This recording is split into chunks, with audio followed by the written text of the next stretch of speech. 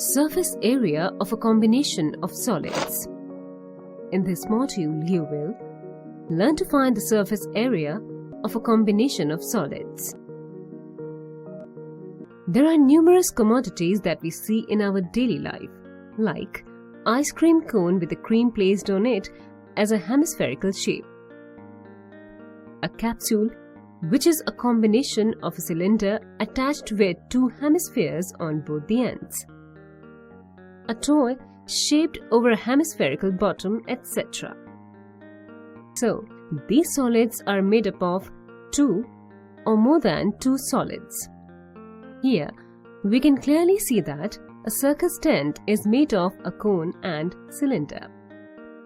Also, if you look at the shape of this house, then it is made up of two shapes. One is a triangular prism shape and the other is of a rectangular prism shape. Look at the example of traffic cone, which is made up of two shapes. A cone is placed on the top of a rectangular prism and can be broken like this. A composite shape can also be formed by subtracting one shape from the other shape. Like this, hexagonal prism becomes a nut by removing a cylindrical shape from its center. Similarly, if you look at the bucket, then you'll find that it was originally in the form of a cone. After cutting off the conical shape from the bottom, we'll get a shape of bucket. Monuments are also a great example of combination of shapes. Can you guess the name of this image? Yes, this is an image of Hooper bin. Now, can you identify the basic shapes in the given figure through which the given picture has been made? Yes, if we separate it, then we observe that it is made up of three solid shapes. First, the top face shows the image of a cone. Second, the middle face shows the image of a cylinder. And third, the bottom face also shows the image of a cone. Let us learn how to find the area of composite shapes using addition and subtraction. Suppose we have to find the area of this house. There are three steps to find the area of composite shapes. First, observe which solid figures such as cuboid, cube, cones, sphere, cylinders, triangular prism, etc. make the given composite figure. We already know that it's been made up of a triangular prism and a rectangular prism. So next, the second step is to find out which area have to be added or subtracted to get the required area. As we have to find the total area, we'll add the area of individual simpler shapes and calculate the required area. Lastly, the third step is to calculate the areas of the composite solid shapes. We do not always only add the areas of the parts that make the solids, because some part of the area will disappear. While finding the area of the figure, we can notice that the bottom of the rectangular prism or a cuboid is not present. Also, when we join both the shapes, then the top of the rectangular prism and the bottom of the triangular prism will disappear. While finding the area of a rectangular prism or cuboids, we just need to find the area of the remaining faces, excluding the top and the bottom, for which we can also use the formula for finding the area for four walls. That is, twice the sum of length and breadth multiplied by height, where length is 8 cm, breadth is 6 cm and height is 6 cm, which is equal to twice of 8 plus 6 multiplied by 6 cm square. On solving it, we get the area of the rectangular prism. Except the sides of the top and the bottom is 168 cm square. Next, let's find the area of the triangular prism. As the breadth of this cuboid is 6 cm, so the measurement of the base of the triangular prism will be 6 cm. Now, as the perpendicular distance from this vertex to the base is 4 cm, and we have also given that these two sides are equal, so this perpendicular will bisect the base with a measure of 3 cm each. So, the area of this face, which is in the shape of a triangle, is equal to half of base multiplied height, that is, equal to half of 6 multiplied by 4 cm square. On solving it, we get the area of this face is equal to 12 cm square. Since this face is similar to that face, so the area of this face will also equal to 12 cm square. Thus, the area of triangular faces is equal to twice of 12 cm square, that is, equal to 24 cm square.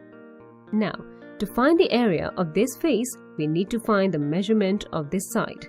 And we can use the Pythagorean theorem. That is, hypotenuse square is equal to base square plus height square. On putting the value at their respective side, we get hypotenuse square is equal to 3 square plus 4 square. Thus, on solving this, we get the value of hypotenuse is 5 centimeters.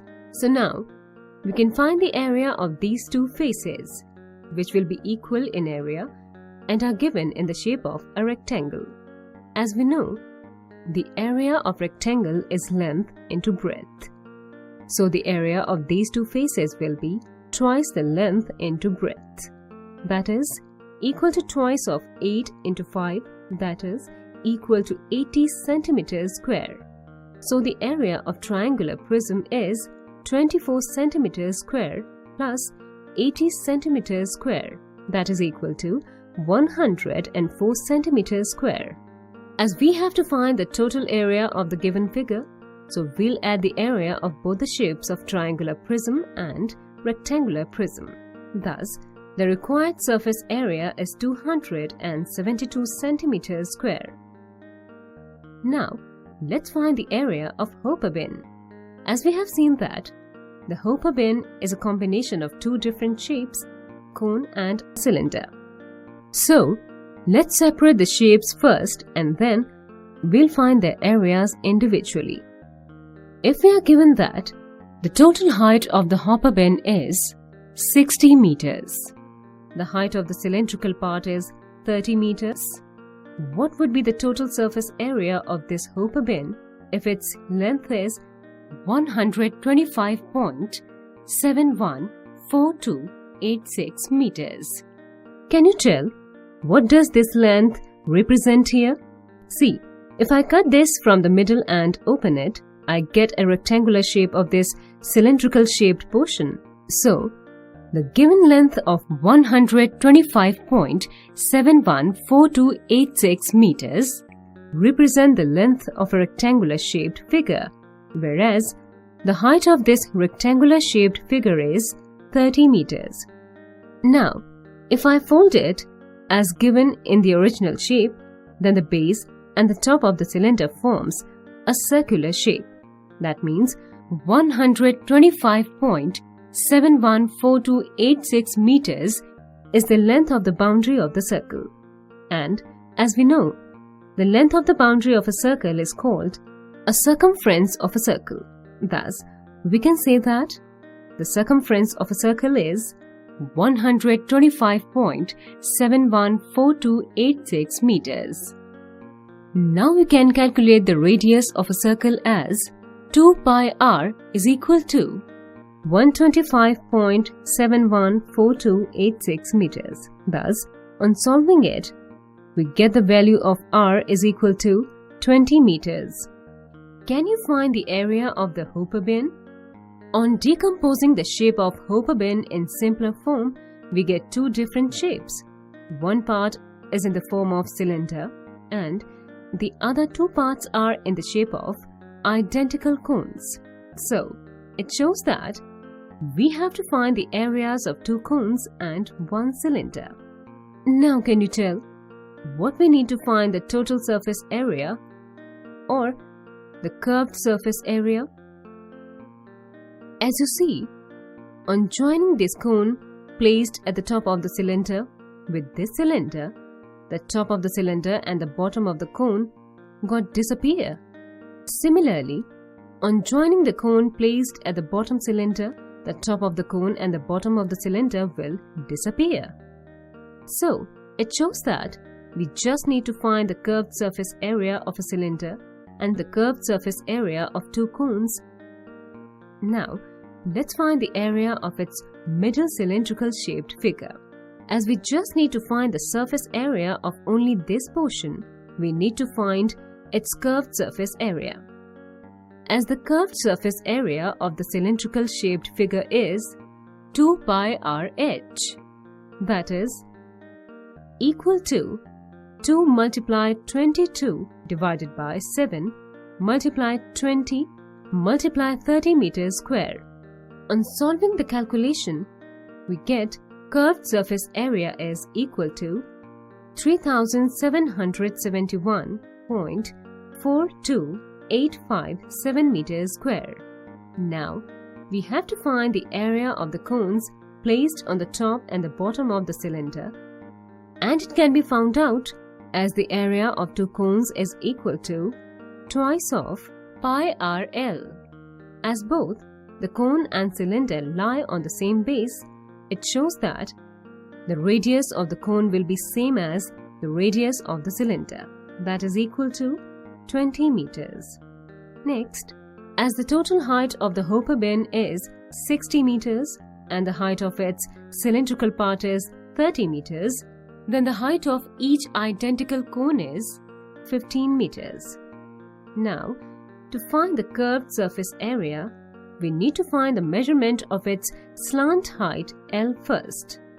As this forms a right-angle triangle, we can use the Pythagorean theorem, through which we can conclude the length of slant height of the cone is equal to 25 meters. Thus, the curved surface area of the two cones is 2 multiplied by 22 by 7 multiplied 20 multiplied 25 meters square. Finally, to find the area of the hopper bins, we'll just add the curved surface area of all the three shapes, and we get 6,914.28571 meters square.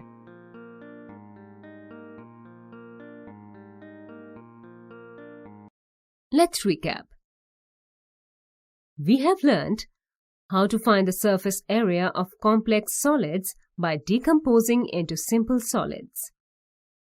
We have also learned how to find the surface area of joint solids. First, identify the faces and bases which are hidden, and then find the surface area of the remaining parts. The sum of the surface area of all the visible shapes is the total surface area of the given solid.